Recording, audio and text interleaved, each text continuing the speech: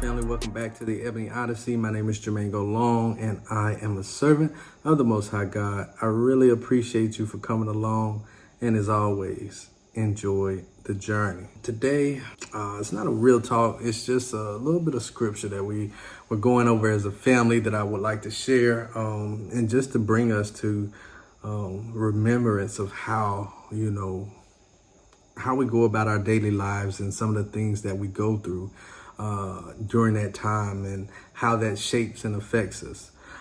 So my youngest actually pointed the scripture out to me, and the scripture is 1 Corinthians chapter 15 verse 33, and it reads, "Be not deceived. Evil communication corrupts good manners." It's a lot of stuff going on that, but for me, it stood out differently because we had read through the scriptures this evening, and it's some of the same things we kind of go through. We're making sure we read and making sure we're getting sharp, and we're trying to see if anything sticks out. I would like to define, some of those terms. So the definition of evil is morally reprehensible or sinful, wicked, right? Causing discomfort or repulsion, disagreeable, causing harm, perilous, bad character or conduct. These are some of the things that's used in defining evil. Let's check out communication. Communication is the process by which information is exchanged between individuals through a common system of symbols, signs, behavior, the way information is communicated, right? Information is transmitted, right? So we going back to sinful things that is transmitted. And so you think about how things are transmitted. How are things transmitted? Through social media, through our phones, through our TV, through our speech. We are saturated in evil day in and day out. We gravitate toward evil. How can we go about this life and we sit on our phone? You can check your screen time right now. I can check mine. You got 10 hours of screen time, 12 hours of screen time, 14 hours of screen time. And during that screen time, what are you doing? What are you soaking up? Most people are soaking up the world. This TV, it's on. What does it have on there? Does it have more, things that are edifying the body, or things that are sinful in nature and against the body, right? Don't be deceived. Many are deceived. We are some of the deceived. We think we are good. We walk around as though, these things don't have a effect on us. We walk around as though maybe we are righteous. Maybe we are not sinning as much as everybody else.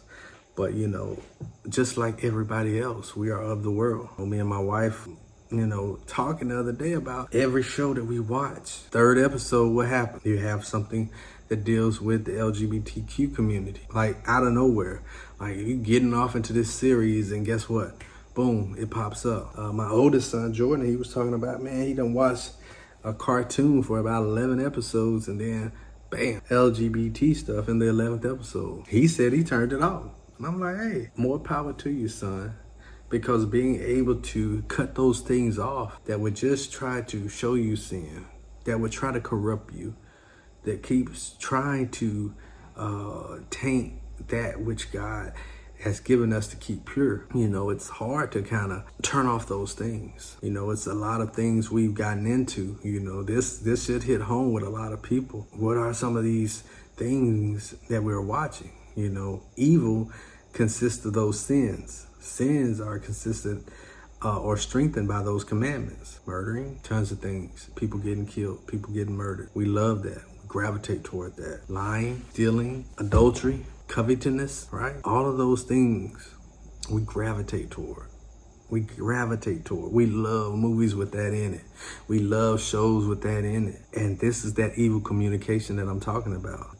The communication is amplified, and we soak it up like a sponge. A sponge can pick up dirty water and clean water, right? But more so often it's used to pick up that dirty water. And does that make the sponge any more cleaner once we wring it out? So once we turn that TV off, do we become any more cleaner? How much more clean water do we have to add to the sponge to get it back new, to get it back clean, to get it fresh? How much more of a godly influence do you need after you've been saturated with this evil communication? If we are saturated with this, that's why we don't have good manners. That's why we're off nowadays. Think about these young men and women out here saturated with evil. And you think you can go and talk to somebody? No. You think you can go out and act decent in society? No. When you're saturated with evil, all you can do is display evil, display the wickedness. Say, oh, no. You can say what you want, but right here in the scripture, it tells you evil communication corrupts good manners. No matter how good you think you are, the more we soak up this evil, this sin, the more we let it penetrate our moral values and fibers by accepting it in. We can't display the level of God grace and mercy and love that we should. But these are just one of these messages today that really hit home. And like I say, I pray that this reaches you and that it helps you on your journey, because it definitely helped us on ours. And even though we can talk about this and we can read our Bibles and we can kind of come together as a family at night, as soon as it's over, all you hear is the feet running right back. Some to evil, some to sleep. I pray it's mostly sleep. But anyway, family, I appreciate you for coming along. And as always, enjoy the journey.